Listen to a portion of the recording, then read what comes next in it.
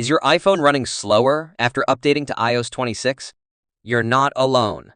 In this video, we'll explain why this happens and how you can fix it. 1. Background indexing.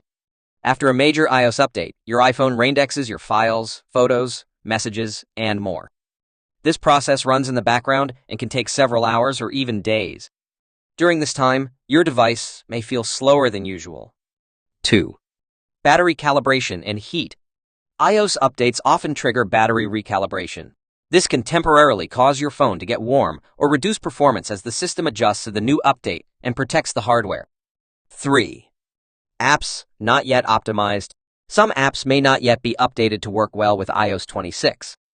This can lead to crashes, slowdowns, or high battery usage.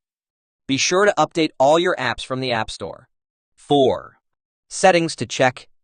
There are a few settings you can tweak to improve performance. Turn off background app refresh. Enable reduce motion. Disable automatic updates.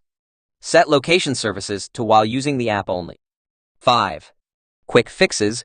Try restarting your phone, clearing Safari history and website data, or resetting all settings if the lag continues.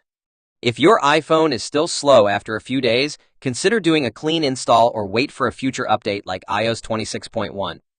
Apple often releases quick fixes for early bugs.